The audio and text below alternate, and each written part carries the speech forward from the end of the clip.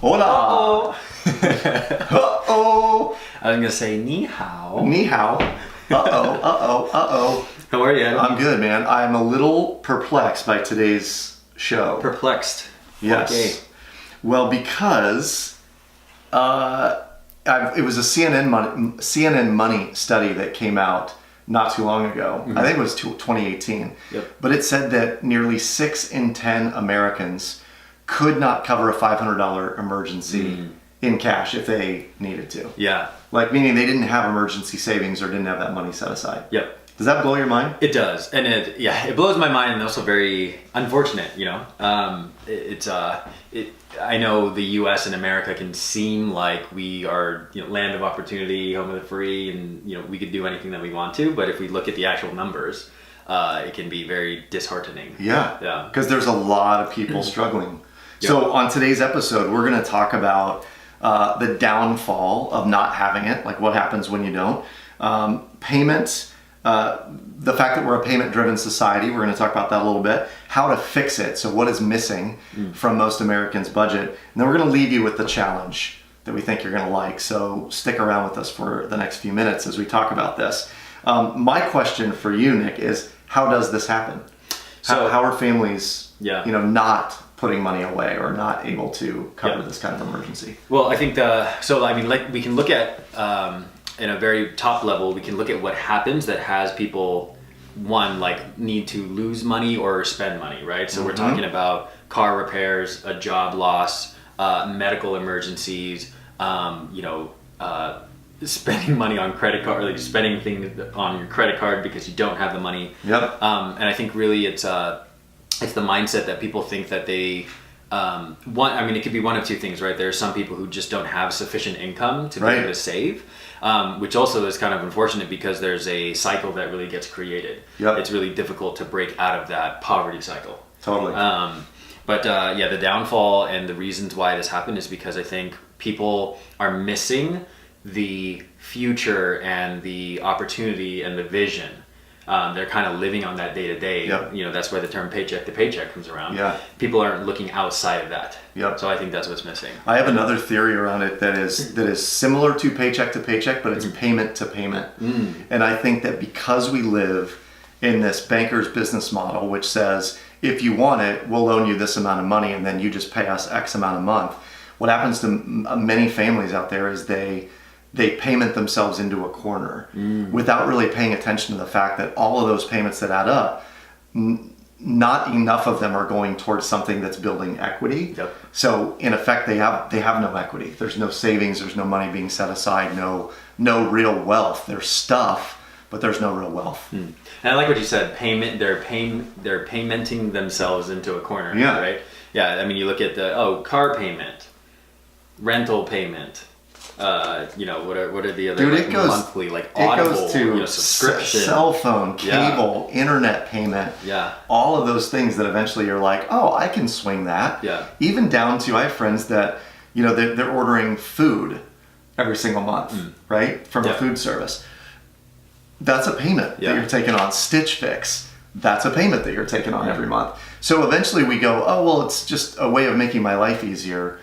But in reality, what you're doing is creating this, pretty massive lifestyle instead of building a bigger life. Yeah. Building a bigger lifestyle. Yeah.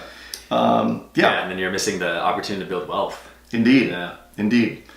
So, interestingly, this CNN Money study basically said that if you do not have $500 in cash in case of an emergency, you are in good company because nearly 6 in 10 Americans are in the exact same boat. So how do we fix it? Well, there's a couple things, really one, being able to acknowledge the circumstances. I'm not going to call it a problem because it's just a circumstance, right? Yep. So first is to acknowledge the circumstance. Check in. Do you have $500 in the case an emergency happens or do you not?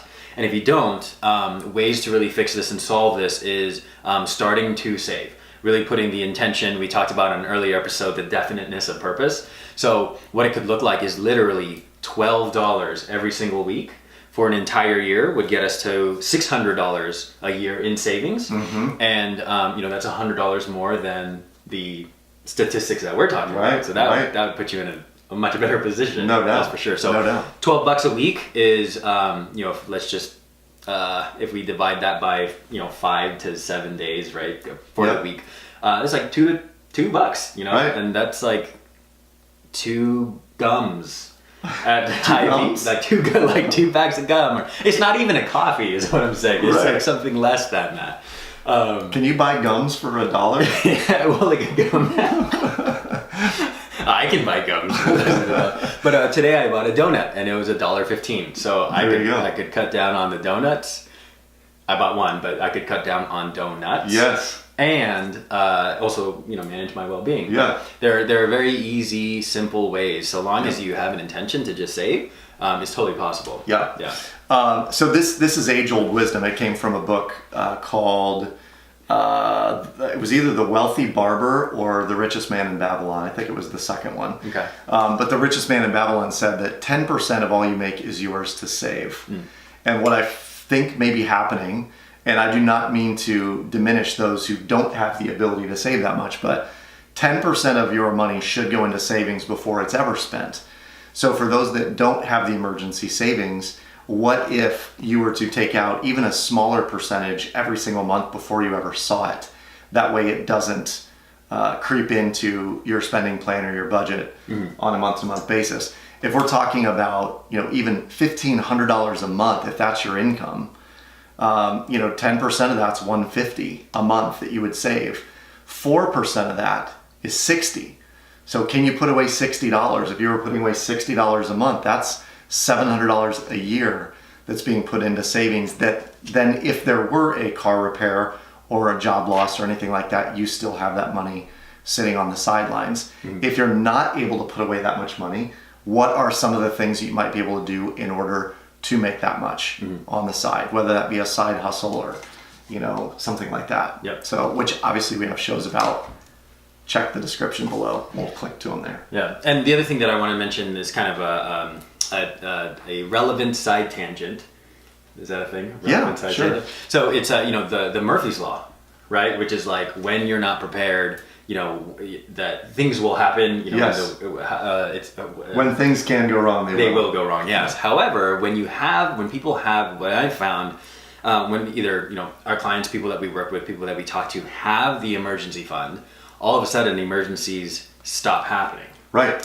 And that's not 100% true, disclaimer, but that it definitely having that blanket really keeps Murphy away. So, Indeed. yeah. Yeah, it's crazy. When my wife and I first got married, and we were essentially not living paycheck to paycheck, but we were putting the majority of our discretionary money away to pay down debt, things were happening. My car was breaking down, the water heater in our condo went out, and then we started saving money after our debt was paid off and had a pretty significant amount in savings, and nothing happened for like 2 years. No car breakdowns, no health emergencies, nothing. Yeah. And so it validated Murphy's Law, in my opinion. Do you remember what the next emergency was after the 2-year period? I'm pretty sure I got her pregnant. That was an emergency. It was a job loss. That's what it was. Got it. Yep. Okay. Yep. Because something happened in our country, and there were a number of people who were put out of work, and I happened to be one of them. And we were like, oh well, hey, at least we have some money set aside, so we don't have to worry. Gotcha. So that was the very next thing. Cool. One thing you mentioned in the beginning was that we paymented ourselves into a corner. You talked about payment-driven society. Was there anything else that you wanted to mention about that, or?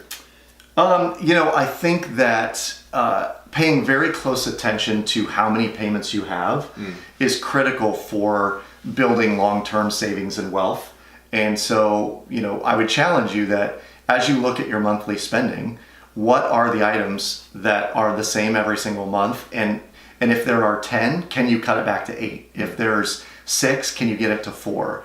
And as you start to reduce the number of payments that you're sending in to someone, whomever, then you have more and more discretionary money that you can put towards savings, emergency savings, etc. That's great. What I always found was that there is energy sucked out of your life when you're making payments. And the fewer payments that you have, the bigger your life becomes and the more energy you have. So it was always our goal to have as few payments as possible every single month. So, you get down to paying a credit card, a mortgage payment, and maybe one or two others. Like, life's pretty big when you're only making 3 or 4 payments. I love it. That sounds nice. It sounds simple too, It is which good. I like. Yeah. Dude. Great. It's the minimalist approach to finance, despite me not being a minimalist. You can still be minimalist. Can I? Yeah, with the reduced number of payments. Okay. And, yeah. Oh, yeah. Yeah. I learned it by watching you. Okay. Awesome. Well, so we have a challenge. And our challenge is if you don't have the $500 emergency savings amount, is to really start saving for it. Really, we'd love the community engagement from the explorers. Comment, share ways that you've saved for $500 if you have already accomplished that, or if you're playing that game to save $500, how you plan on doing that. We'll see you next time. Like and subscribe. We'll see you soon.